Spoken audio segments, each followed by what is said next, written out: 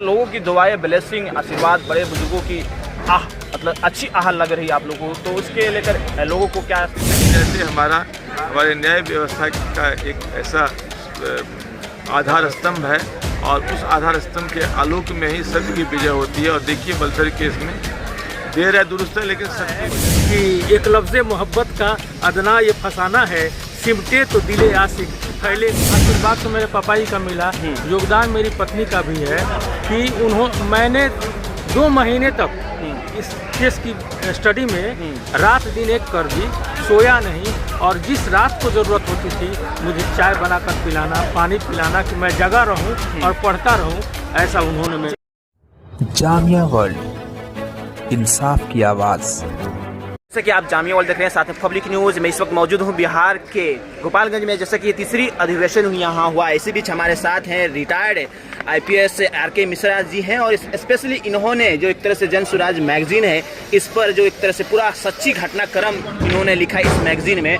जो घटना हुई थी एक तरह से बिहार में, और वो भी बलथर में, बलथर चौक पर, उसके बाद से वहाँ के लोग एक तरह से पलायन करना शुरू कर दिए थे। लेकिन जिस तरह से एक कहीं ना कहीं माना जा सकता है, लोग कहते हैं कि जन स्वराज मसीहा के तौर पर आया और लोगों के एक तरह से रेस्क्यू किया। और इसी बीच वकील साहब भी हैं, निखिल दुबे जी हैं, निखिल चंद्र पांडे जी हैं। 80% लोगों का एक बेल हो चुका है। ओवरऑल सर, जिस तरह से आपने एक मैगजीन में पूरा कहानी, एक तरह से सच्ची घटनाएं लिखा है, ओवरऑल कब आइडिया आया कि बलथर से जो एक घटना घटी, जो मतलब बहुत ही हृदय को झकझोर देने वाली घटना थी, आपने मैगजीन में लिखा? नहीं, जब प्रशांत जी की पदयात्रा की टीम इस गाँव में रुकी थी, लोगों ने कहा था कि ऐसी घटना घटी है, तो फिर हम लोगों ने निर्णय लिया कि इसमें गांव वाले की मदद करनी चाहिए। उसी के मदद के पृष्ठभूमि में ये सारी कार्रवाई की गई। और मुझे आज खुशी है कि कम से कम गांव के सभी लोग लौट गए हैं और अधिकांश लोगों की जमानत हो गई है। कुछ लोगों की जमानत अभी हाई कोर्ट में मामला है, जो भी कुछ दिनों आने वाले दिनों में हो जानी चाहिए। और ये इस बात की खुशी है कि जो पुलिस का FIR था, जो प्राथमिकी था, उसमें इतनी गलतियां थी, जिस कारण हाई कोर्ट ने भी जमानत देने में कोई दिक्कत नहीं की। और उसके बाद नीचे जिला कोर्ट से भी जमानत हो गया। तो अब तो मामला करीब पुलिस और पब्लिक के बीच जो एक विवाद का मामला था, हमें लगता है बिल्कुल शांत हो गया है। अब कानून की लड़ाई है, लंबी लड़ाई है, लड़ाई चलेगी, लेकिन मुझे पूरा भरोसा है कि कानून सत्य की तरफ में जाएगा और सारे जो निर्दोष लोग हैं गाँव के, वो निर्दोष साबित होंगे और बरी होंगे। जब ये सर मतलब कि जब आप लोग जन स्वराज का अभियान जो बलथर पहुंचा और आप एक तरह से इसमें पहल करना शुरू कर दिए हैं, मतलब कि लोगों को बेल कराया जाए, उस वक्त आप जब ये पूरा कहानी घटनाक्रम को सुन रहे थे, देख रहे थे, तो क्या आइडिया आ रहा था? इमोशनली बहुत ही हार्टफुल था, लोगों के लोग पलायन कर चुके थे घरों से। इसमें 3 बातें मुझे समझ में आई।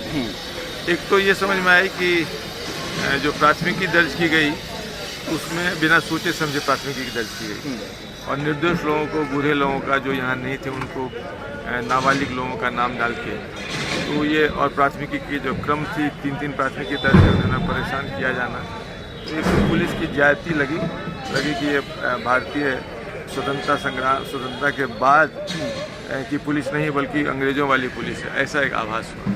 दूसरी बात ये हो कि गाँव वालों को भी सच पे खड़े होने में इतनी दिक्कत है, पुलिस से, कानून से, जेल से इतना डर लगता है लोगों को कि लोग घर छोड़ के चले गए, लोगों के खेत खाली हो गए, रोजगार चौपट हो गया, मवेशी मर गए। तो ये जो एक त्रासदी झेली, तो इससे काफ़ी दुख हुआ।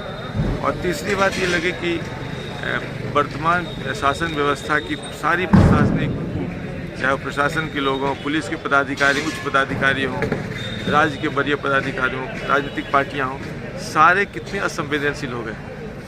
तो ये 3 चीज़ें लगा, और तीनों में मुझे लगा कि फेल्योर है। पहला फेल्योर ये है कि पुलिस अपने दिए गए अधिकार का दुरुपयोग किया, पुलिस की शक्ति का दुरुपयोग हुआ। दूसरी बात ये देखी कि गांव वाले में अभी भी भय का माहौल बन जाता है। और तीसरी बात की पूरी व्यवस्था लोगों के, आम जनता के प्रति संवेदनशील नहीं। फर्स्ट ऑफ ऑल आपके पास आया पूरा ये बेल प्रोसेस का, क्या प्रथम दृष्टया में आपने इन सब चीज़ों केसों को देखा तो क्या लग रहा था उसमें? मुझे देखने के बाद लगा कि एक पूरी तरह से प्लांटेड केस है और इसमें लोगों को पहचानना तो मुश्किल था। एक व्यक्ति, एक चौकीदार इतने लोगों को पहचान सके। लगा कि वोटर लिस्ट उठा करके जितने भी वयस्क लोग हैं उनको बारी बारी से लाइन से एक्यूज बना दिया गया है इसमें। और मैंने जब मुझे जन स्वराज की ओर से ये केस मिला तो मैंने इसकी स्टडी की कि यहाँ से कैसे हम लोगों को फिर से बसा सकें, उनकी ज़मानत करा सकें। तो हमने इसके लिए लगभग 2 महीने रात दिन पढ़ाई की, समझा इस बात को, और बात समझने के बाद धड़ल्ले एक ही डेट में, जैसा कि अभी एंटीसिपेटरी बेल में होता नहीं है, लेकिन जिस दिन मैंने फाइल किया, जिस दिन पहली बहस हुई, उसी दिन जिला जज साहब ने भी बात समझ ली और उसी दिन से जमानत मिलनी शुरू हुई। और आज पूरा का पूरा गांव बलथर और ये आर्या नगर बस चुका है। इसमें भगवान की कृपा है और मेरी सामर्थ्य तो बहुत छोटी है। इसमें जन स्वराज ने मुझे जो सहयोग दिया, इसके चलते मैं इतना बड़ा मिशन सफलतापूर्वक पार कर सका।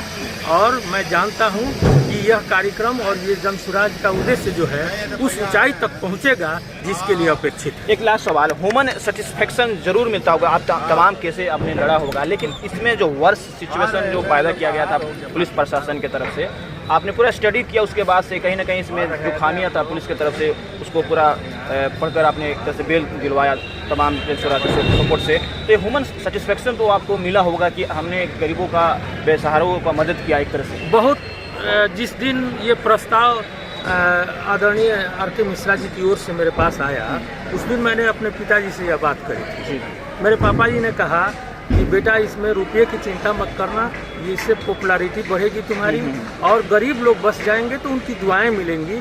और इसी को सोच करके मैंने ये काम शुरू किया और काम हो जाने के बाद जो वहाँ से लोगों का आशीर्वाद और लोगों का प्यार मिलता है मुझे, वो लगता है कि मैं पूरी ज़िंदगी ही अपनी तमाम कर लेता तो इतना प्यार कभी नहीं पा सकता था जितना प्यार इस बेल को, इन लोगों को बसा देने से जितना प्यार मुझे मिला है, उतना प्यार मैं पा नहीं सकता था। ये ईश्वर का संयोग है कि जन स्वराज से मेरी मुलाकात हुई और मैं इतना बड़ा प्यार का भागी बन तो कहा जाता है कि एक लफ्ज़े मोहब्बत का अदना ये फसाना है, सिमटे तो दिले आशिक, फैले तो जमाना है। देखिए, अपना एक वकील साहब अपना एक्सपीरियंस शेयर कर रहे हैं, आपने भी एक्सपीरियंस शेयर किए हैं। यही व्यवस्था तो क्या आप लोग कोशिश कर रहे हैं कि पूरा बिहार में लागू हो कि ताकि लोग सबको न्याय मिले, जो एक सिस्टम, जो करप्ट सिस्टम बना है वो खत्म हो?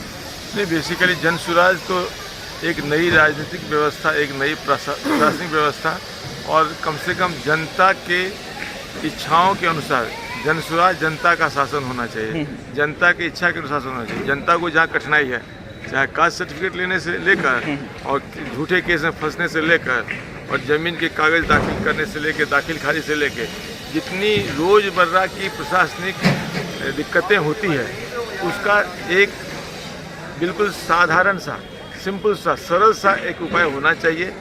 यही जन स्वराज का लक्ष्य है और इसी राजनीतिक व्यवस्था, प्रशासनिक व्यवस्था बनाने के लिए जन स्वराज संकल्प है। और इसीलिए पदयात्रा में लोगों को जागरूक करके ये बताना है, अपने भविष्य के लिए, अपने बच्चों के भविष्य के लिए, अपने प्रशासनिक सुविधा के लिए आप देखिए और सही व्यक्ति का चुनाव कीजिए ताकि सही शासन व्यवस्था बने। अभी जैसे वकील साहब ने इतना इमोशनली बात कहा, एक तरह से एक्सपीरियंस, आपने भी एक्सपीरियंस देखा, लोगों की जज्बात था। कहीं ना कहीं मेरा मानना है कि आप लोगों को जो भी काम कर रहे हैं तमाम बिहार में प्रशांत किशोर कर रहे हैं, एक तरह से लोगों की दुआएं, ब्लेसिंग, आशीर्वाद, बड़े बुजुर्गों की मतलब अच्छी आह लग रही है आप लोगों को, तो उसके लेकर लोगों को क्या थैंक यू करना चाहेंगे? नहीं, लोगों को यही कहना चाहेंगे, जो भी लोग आपके इस चीज़ को देख रहे हैं, आपके दर्शक जो भी हैं, उनको ये कहना चाहेंगे कि देखिए, कानून अपना काम करती है, लेकिन कानून में आपको बहुत मानवाधिकार भी दिया गया है और एक स्वतंत्र भारत के नागरिक होने के नाते संविधान में दिए गए फंडामेंटल राइट्स के लिए आपको तत्पर रहना होगा। घर छोड़ के भागने की आवश्यकता नहीं, कानून के शरण में जाना चाहिए और वहाँ से न्याय मिलेगा। सत्यमेव जयते हमारे न्याय व्यवस्था का एक ऐसा आधार स्तंभ है और उस आधार स्तंभ के आलोक में ही सत्य की विजय होती है। और देखिए, बलथर केस में देर है दुरुस्त है, लेकिन सत्य की विजय अंत में होती है। इस पे जो है गांव अगर कोई दुविधा में पड़े तो उस पर ये नहीं देखना चाहिए कोई राजनीति चाहे पॉलिटिशियन बात, उसमें दिल जान से मदद करनी चाहिए। आज जन सुराज ऐसे हैं प्रशांत किशोर जी, उनके माध्यम से सबका बेल हो। आज के डेट में दोनों गांव खुशहाली में है, खुश है, कोई दिक्कत नहीं है। हमारे सर हैं आर.के. मिश्रा जी, उनका बहुत योगदान है इसमें। हमारे निखिल चंद्र पांडे जी वकील साहब हैं, जो उन्होंने पहले डेट लेकर पहले डेट में जो बहस पड़ा उसको बेल मिल गया। तो रात आप मेहनत करते हैं, रात के 10 बजे से 11 बजे तक से बेतिया से जाते हैं। बड़ा ही इमोशनल है, बहुत ही जज्बात पूरा भरा ये आप लोग काम कर रहे हैं। क्या लगता है कि ये आपके ज़िंदगी में ये जब तक जिंदा रहेंगे या आपके जनरेशन आएगा वो ये जो इमोशनली मोमेंट है हमेशा याद रहेगा? जी, ये हादसा तो भूल नहीं सकते हैं हम, और ये तो हमेशा जब तक जिंदा रहेंगे याद रहेगा। और जो जन सुराज के तरफ से जो अगुवाइयाँ हुई हैं, और जैसे कि आर.के. मिश्रा जी को लगाया गया था इस काम के लिए, तो उन्होंने बहुत बखूबी तरीके से उन्होंने हमारे बीच आकर के एक व्यवस्था बनाई, और हम रामायण राम और सिकंदर जी को इसमें अगुवाई करने का मौका मिला। तो हम लोगों ने 3 महीना से लगातार इसमें सक्रिय रह करके इस केस को हमने अभी निपटारा कर लिया है। बस थोड़ा बहुत मान के चलिए 10% लोग जो हैं जिनका फंसा हुआ है बेल, जैसे कि पहले लोअर कोर्ट से रिजेक्ट होता था, जो पटना में जाके फंसी हुई है, बस उतना ही बच गया है। बाकी जितना जिम्मेदारी उन्होंने दिया था प्रशांत किशोर जी ने, हमने उसको 3 महीना दिन सक्रिय रह करके और निखिल पांडे जी के द्वारा हमने ये सब बेल करवा लिया है। ओके, आप क्या कहेंगे? पहली बात तो आपके पास ही बेल प्रक्रिया के लेकर आए थे, है ना? हाँ। एक बहुत छोटा सा केस था जिसमें रामायण राम जी मेरे पास बहुत पहले आए हुए थे। अच्छा। उन्होंने मुझे पहचाना और शायद उनका ये ज़्यादा विश्वास था मेरे प्रति, मैं वैसा नहीं था, लेकिन उन्होंने विश्वास किया कि निखिल चंद्र पांडे जी ही ऐसे व्यक्ति हैं जो इन सब लोगों का बेल जल्दी से करा सकते हैं, और उनका विश्वास भगवान ने मेरे द्वारा तोड़ने नहीं दिया।